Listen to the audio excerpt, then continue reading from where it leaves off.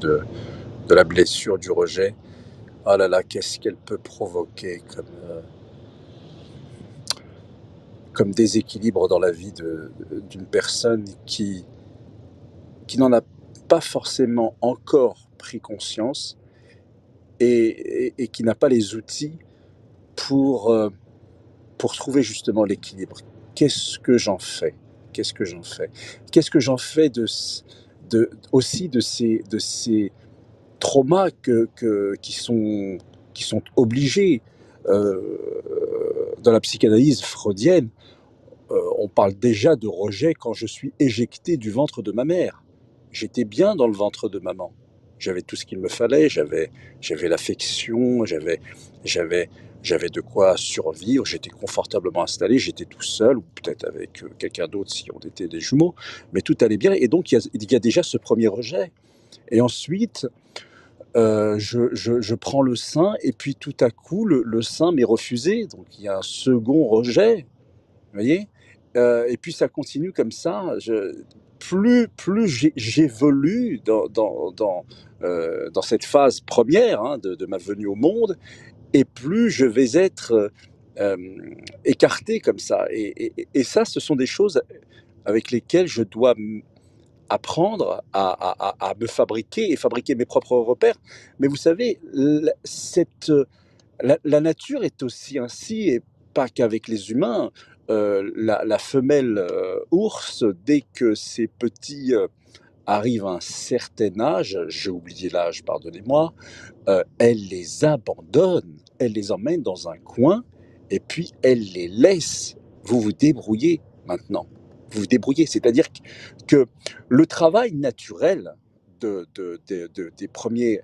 nos premiers accompagnateurs, à savoir nos parents, ou en tout cas ceux qui s'occupent de nous, c'est de nous amener et le plus rapidement possible, en tout cas dans l'histoire humaine, de nous ramener le plus rapidement possible à l'autonomie, parce qu'ils savent que ce monde, aujourd'hui on en a perdu un peu la notion, mais les premiers savaient que le monde était réellement agressif et dangereux, et ils savaient surtout qu'il pouvait disparaître d'un moment à l'autre, et il fallait donc qu'ils nous amènent très rapidement à l'autonomie pour que nous sachions nous débrouiller seuls en cas de leur disparition.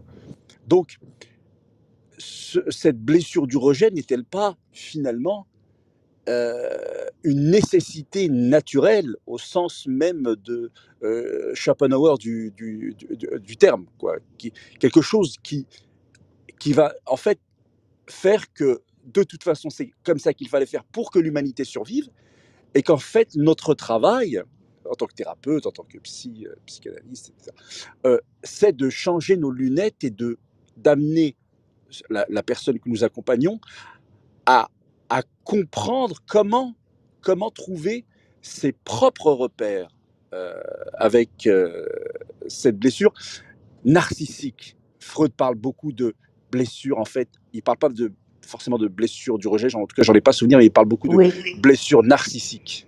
Voilà.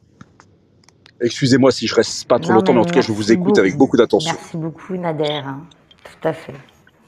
Ah, c'était super, Merci, merci beaucoup Nader pour ta Merci à vous. présence, pour ce partage. Et je trouve que tu as vraiment soulevé une très bonne question. Et c'est vrai que c'est aussi pour ça qu'on les appelle les blessures fondamentales. Mais effectivement, pourquoi elles ne seraient pas là finalement, pas pour nous faire du mal, mais même si elles font du mal dans l'ego, mais en fait pour nous permettre de nous élever au-dessus d'un conditionnement, pour nous élever et pour devenir le vrai soi. Je ne sais pas si vous voyez ce que je veux dire, mais si tout est facile, si on n'a pas de challenge, finalement, on ne peut pas découvrir la partie la plus élevée de soi-même, celle qui est voilà, la plus divine. Alors, je parle un peu de façon spirituelle, mais c'est vrai que c'est difficile de ne pas en parler. Et là, dans ce cas-là, il y a quelque chose chez nous de très érigé si on s'y connecte, mais en fait, on en est tous capables. Si on pose notre conscience sur le fait de se dire que, bon, il n'y a rien finalement qui peut vraiment nous atteindre dans l'esprit ok, l'ego, il est touché, l'âme n'aime pas vivre des expériences comme ça, mais au fond, il n'y a rien qui peut vraiment nous empêcher de progresser et de devenir la version de nous-mêmes que nous sommes venus pour être et pour partager aux autres. Si c'était tout le temps facile, si c'était trop facile, ça serait pas forcément là où on pourrait sortir nos talents, j'ai envie de dire. Bonjour Abdel, merci beaucoup.